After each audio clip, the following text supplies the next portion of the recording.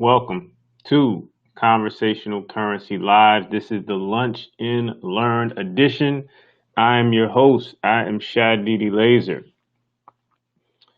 I am Maryland's leading small business architect, and I empower 6 and 7 figure entrepreneurs and business owners with the roadmap to effectively convert their influence and authority to a steady stream of leads, sales, and subscribers. Now, we are in the season of transition. We are in the season of figuring things out. And with this lunch and learn session, what I'm going to provide to you are some keys to reduce the struggle, the keys to reduce the overwhelm, the keys to step forward in your expertise and convert that into virtual business success. Now, in this particular session, we're going to go into some of the keys of building your virtual business, some of the assets, and most importantly, accountability, daily accountability. And then I'll give you steps to take things further if you're serious and you need actual results instead of nice videos that give you some steps. So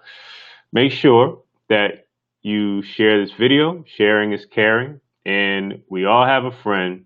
First of all, I believe that entrepreneurship is what we were all intended to do. You don't have to necessarily be the Gary Vaynerchuk of the world or the Damon John of the world, but the idea that your expression is a form of creativity is an extension of creativity. Entrepreneurs use creativity to solve common business needs and society's problems and challenges. So it's important to look at things from that standpoint. When I say entrepreneur, I don't always mean the person who is working in an office and risking it all. You can absolutely have a 40-hour per week career, not just a job, a career with benefits, you know, the whole nine, health insurance, you name it.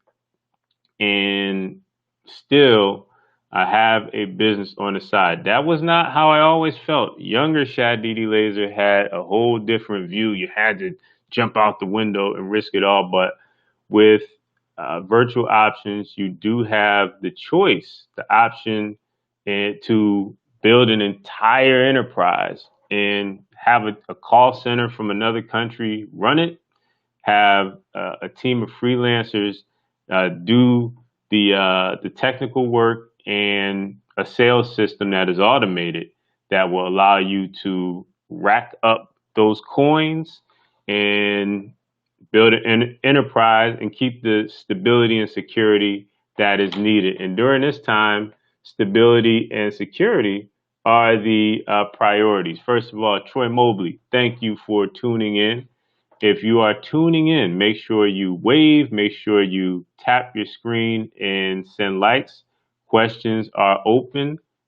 The legendary button pusher is tuning in. Congratulations on launching your network. I see you. I see you. When I first saw you on launch your documentary, and I'm very proud. Have a long history, so I'm very proud of your success. So moving forward, we're going to talk about building that virtual business. We're going to tie in some partnerships. This is the lunch and learn session, so it won't be long, but grab your lunch.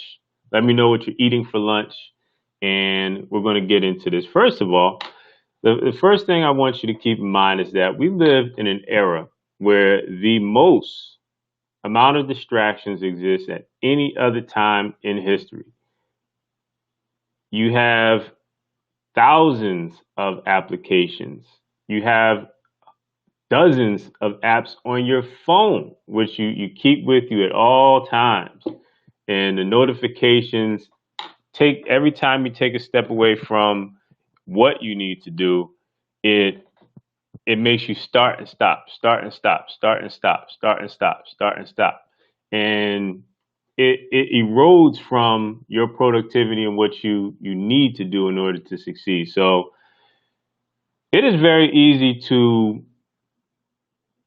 mistake what is necessary from what movement is. So the first lesson is to learn to discern uh, high ROI tasks, high return on investment tasks from movement. It is easy to fake being fake busy, or it's easy to make yourself feel that because you're doing things, because you're doing tasks, it is the high ROI activities within your business. But as you're shifting to online, as you're shifting to bringing your talents, your knowledge, skills, and abilities virtual, you have to be more mindful of what is going to move the needle in your business. So, what I'm going to give you are some focus points on what you need to be doing. First of all, you need to be watering your money trees. Watering your money trees. So, what does this mean? What are your money trees? So your money trees are your digital assets that once you build them, you nurture them, you manicure them, they continue to manifest results over and over and over again. Now, I'll give you a bit of my background story. I speak, especially on social media, a ton about digital assets. It was part of a what I'll call collective, a mastermind way back in 2007. And this was around the time where the first Kindle actually, 2007, right before the first Kindle was launched. And we came together with the idea of publishing ebooks. And so we all got together. We're going to publish these ebooks and flood the market with our talents. And some, years later, some people went one way, some people went their own way. So everyone went their own path, to the ends of the earth. And those of you who, from that fraternity, who stuck with it are doing very, very well. Me, myself, I transitioned that into audiobooks. I transitioned that into creating a framework to helping people publish their first book and created a content machine. Now, what happens when you package your knowledge, skills, and abilities into digital assets is it creates a money tree. And so as you plant more seeds, every time you have an idea, you have a assembly line that helps you publish and distribute, then it becomes set and forget, set and forget. So what began to happen on social media throughout the years is I hit a lightning in a bottle moment where a post, a tweet, an update may get some attention. So it's like, shared, and followed. And we live in a search engine driven society. And so when a post, quote unquote, goes viral, people will look and see who you are. What is this person all about? What is this Shadi character all about? And so it started to lead to digital sales for wherever I had these digital assets posted. And what began to grow in popularity is the concept, and I speak about this and I post a lot about the idea of the content library.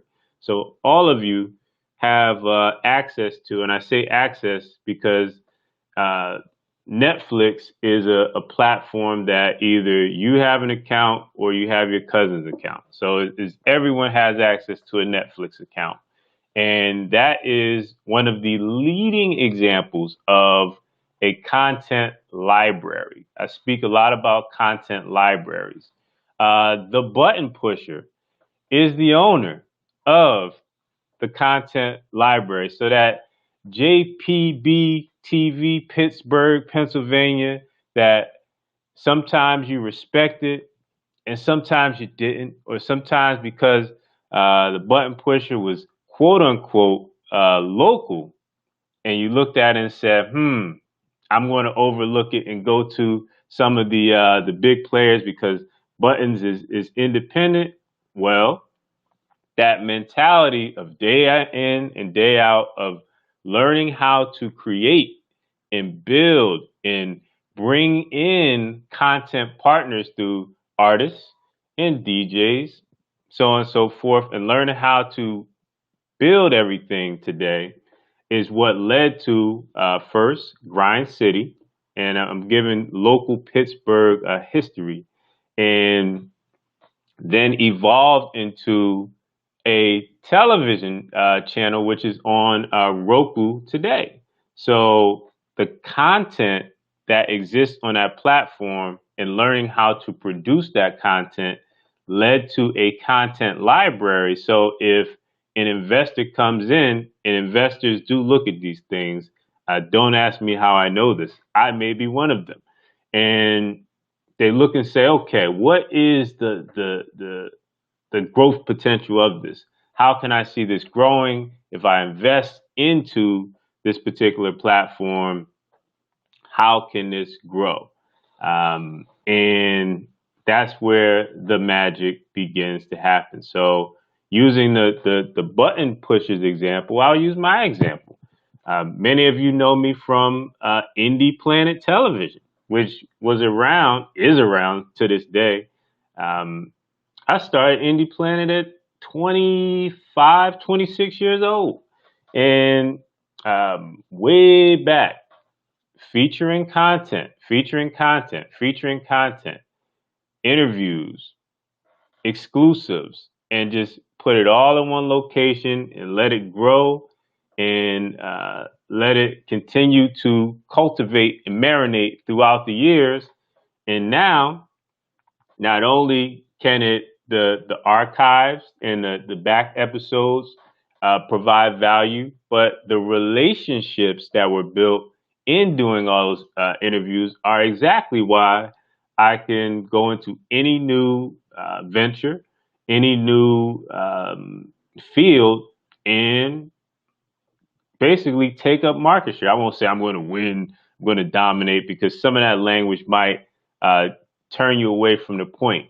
The point is that all I have to do is contact my friends, and they're going to say, because he's helped me in the past, and because he's been reputable and honorable, and even if things didn't go perfectly, he did try, or in some cases, if it went all the way left, he apologized and tried to make it right. And for that reason alone, I'm able to step into small business and succeed, because, and the reason I got back into podcasting is because, and I say her by name, is because Miss Alicia Fair, that's right, Atlanta, Georgia's own Alicia Fair, long time. I've interviewed thousands, it feels like thousands of her artists for when I was the editor of Desmond Perkins' media empire. He had a content library way back in 2002, 3, 4, 5, and in working with her, I took a hiatus away, and what began to happen is she came back. She had a producer who she still works with, who she wanted to get some visibility. She remembered my ability to interview, and she said, "Look, I need this one, and I need you back in the game." And so I interviewed uh, this gentleman. He's a multi-platinum producer, and that I said, "Wait a minute, I forgot that I had this particular skill set and talent." And so I said, "How can I apply this to small business versus entertainment?" And so it led to this whole run that we're on now, which led to uh, some television work, It led to doing a radio show out of Donnie Simpson's old studio, and it continues to grow and grow and grow. The mystique continues. So that is the power of relationships. That is based on creating content libraries that started with packaging knowledge into digital assets. So let's go into some additional money trees. Your email list. Your email list. Are you emailing your supporters? Are you creating subscribers out of your supporters? Are you continuously nurturing the interest that people have in your content? You're spending your time posting online every day, every week. You're investing non-refundable time. You cannot get the time back that you're investing into social media. The email list is what many people look at as after I get established, I'm going to create my email list. But what you should look at is your email list. I want you to write this down. Write this down. The email list is the foundation to which all attention is funneled. I'm going to say that again. Your email list, I'm trying to summon some brain waves here. Your email list is the foundation to which all attention is funneled. So when you get attention, it needs to continue with the email list. Now, the button push. Executive mentions that no one opens my emails in the comments. And I'm going to use an analogy here. Same thing I would tell you if we had a call. But since you posted a comment, I'll say it here. No one opens my emails. If you posted 10 episodes of your show, and you've been doing this for a long time. So if you posted 10 episodes and you received 0 views, the next step you would take is you would say, how can I update the lighting? How can I add maybe a trailer to make it more exciting? Should I sequence the video first and then the interview?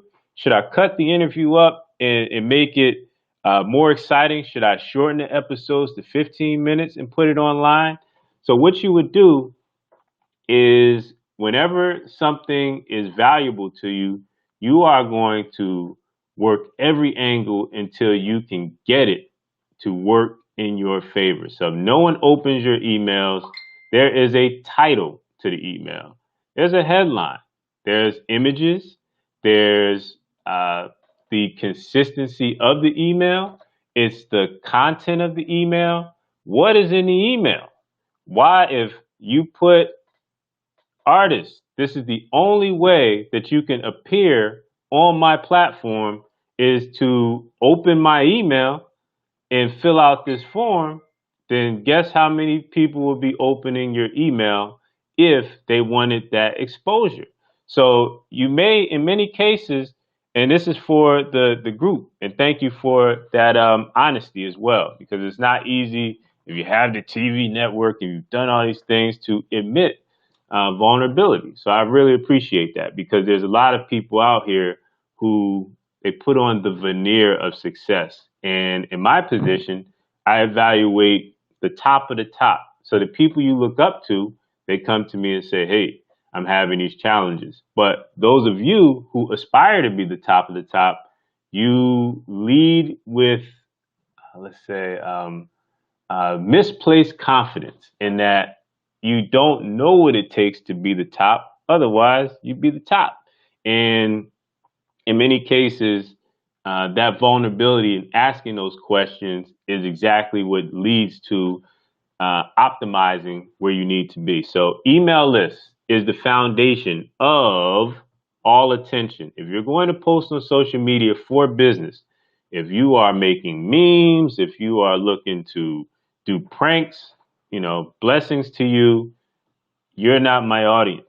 But if you are building your influence, your authority, your knowledge, your skills and abilities into a virtual business, an online business, then yes, I'm talking to you.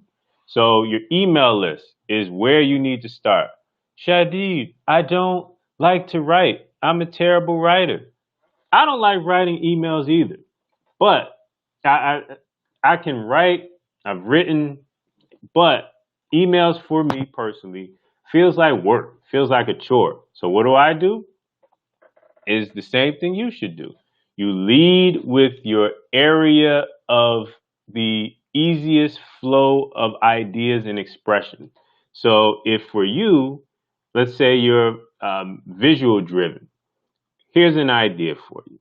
You take a photo and you make it an awesome photo. Get the filters, do everything. It could be scenery, it could be you and some influencer, and you add a caption and you tell a 100-word story, 3 sentences, and then you add, what are your thoughts? What do you think? What was the most awesome picture you took this week? Reply to this email with your awesome picture of the week and allow for your audience to submit that. And then the next email is the awesome emails that you or photos that you receive and comment on those. Oh, that picture is great. Where was that? I took a picture there. I had dinner there, and create a dialogue with your email. Maybe you're a better speaker than you are a writer. Record a video. Get on SoundCloud. Record audio and post it in the email. You don't have to write emails. Email is just a delivery vehicle. It's just a delivery vehicle. And I thank you for the comments that are coming in on the Facebook side of things. I thank you to my YouTube audience that's tuning in. I thank you to my Periscope and Twitter communities that are taking part in this experience, Lunch and Learn. So yes, notifications are going off. Email lists. If you struggle with building an email list, what I want you to type in the comments, if you want me to follow up with you, is help me build my list. Help me build my list. Listen, your time, your talent is too valuable for you to continue to play these games of I don't know. When I was a kid, there was no Google. We had encyclopedias. You can't update encyclopedias. You have to buy a new set. And you now have all the information of the world at the palm of your hand in your phone. The time to say I don't know is dead. It's over. Your talent is too valuable. You can get online with exactly what you're building and connect with the exact person, investor, influencer that will take your ideas and make them immortal.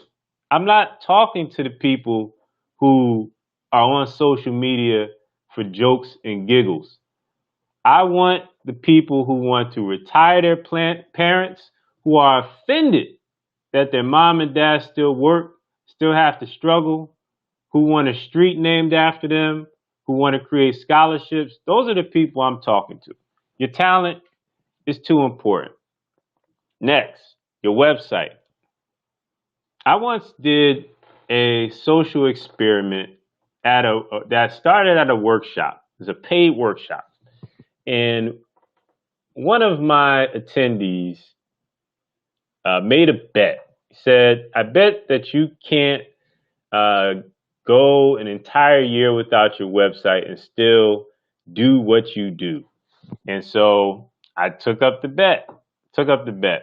Shouldn't have done it, but in going through that experience and turning off my main website, it taught me some valuable lessons in the effectiveness of a website.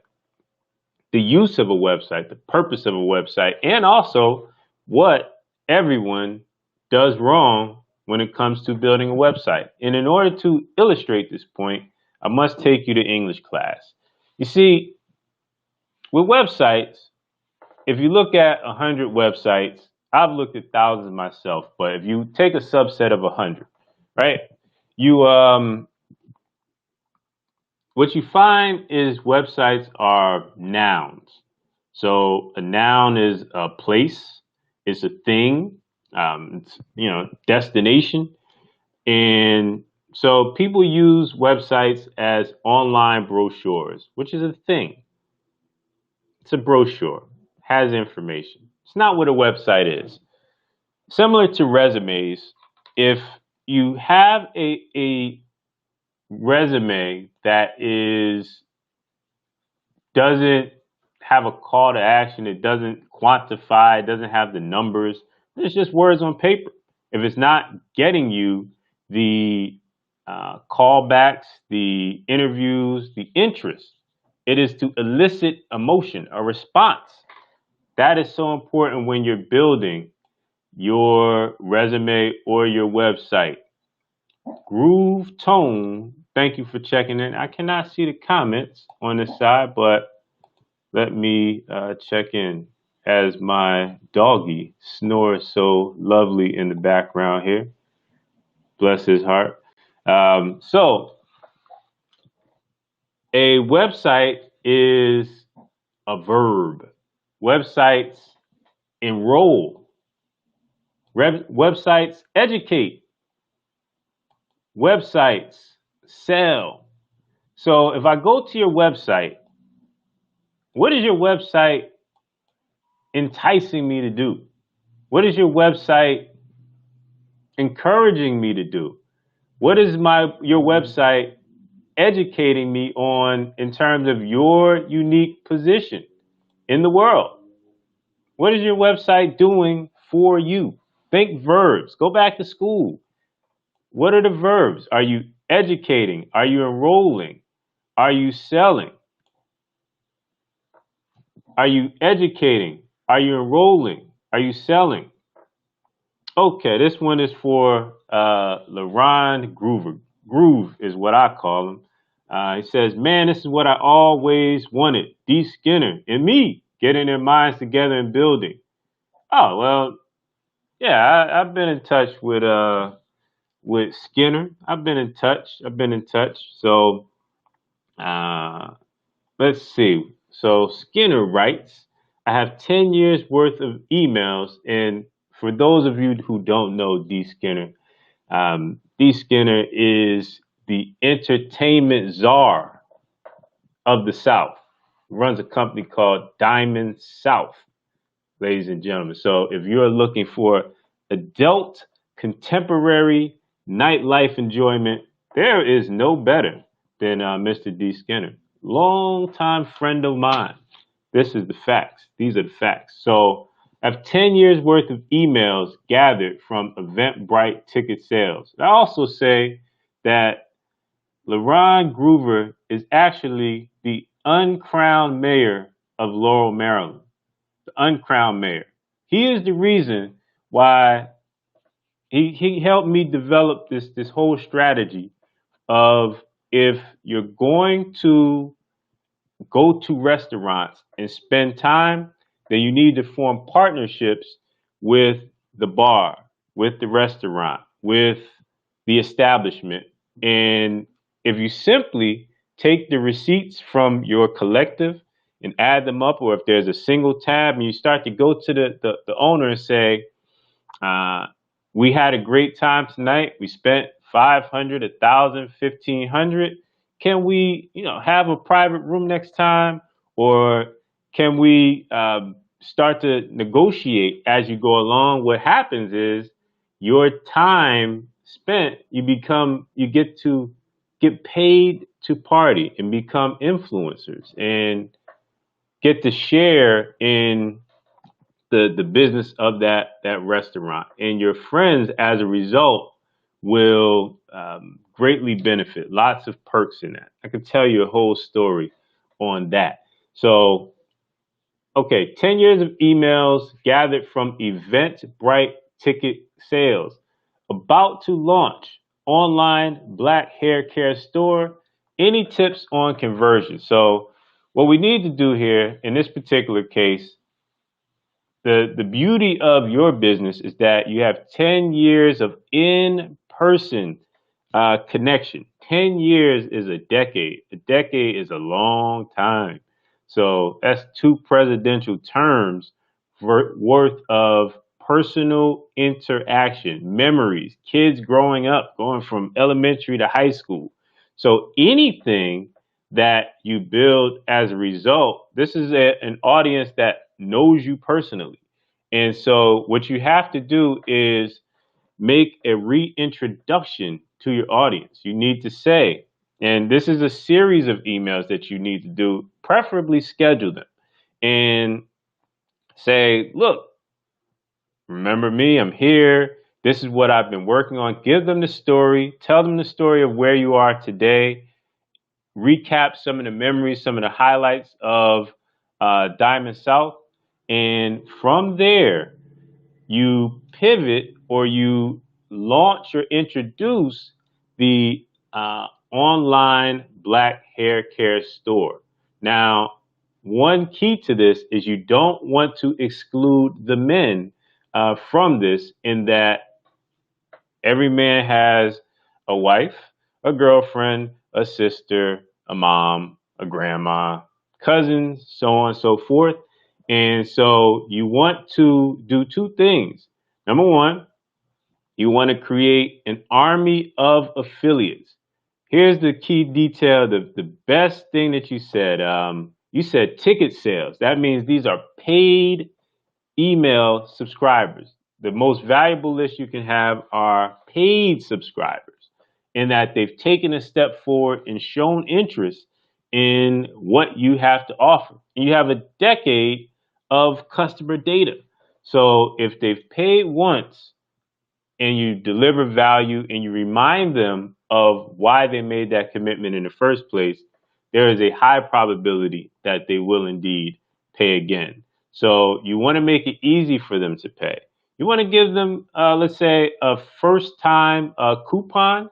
What I like to do in this particular case is, number one, I mentioned army of affiliates. So you want to make it where people can earn money in order to help your business grow. So creating affiliate network, you can look into platforms such as Tapfiliate is one, and build your affiliate partnerships. For those who are listening, for those who are viewing, who don't understand the power of affiliate marketing, what this means is you can launch a product, in this case, an online hair care store, and have people advertise and or promote that particular service, and they earn a percentage of the sale. And so for the affiliate is beneficial because they don't have to create the product. They don't have to go through the agonizing time of creating these things. And they get to earn, let's say, part-time income, and you get to grow your business and build a sales staff without physically hiring a bunch of people. So it's a great win-win. And so that's how I would handle sales conversion. Now, I like the Gnc model, and I actually use this where every month from the first to the third. So try this out for June. Give people a either buy one get one offer, or just offer 30% off from first to the third. Keep in mind your margin, so on and so forth, and give people an incentive to go to your store and shop. But in your particular case, you have 10 years worth of emails, so you need to spend the rest of your quarantine time, sir, uh, diving into that email software, typing up those emails, or hire someone to write the emails and put the emails together. Again, one mindset that I really want for those of you watching this to keep in mind is that your ideas are too serious to be limited by your ignorance. If you don't know how to do something, then you need to move out the way and allow the experts to step in and make you greater. Your ideas are too powerful to be limited by your ignorance. Be the business owner, elevate above, and allow the hands, be the brains, be the vision, and allow the hands, the technical hands, to come in and do the technical work. There's far too many people out here, smart and talented people, who are spending their time trying to learn things instead of delegating to the people who already wake up every day and would dream to work with someone who has done 10 years of business. They would dream to help you launch that online hair care store. So these are the things you have to keep in mind and take your ideas dead serious. You don't be the weak link in your enterprise. So moving on, websites are verbs. Websites are verbs. Enroll, educate, sell.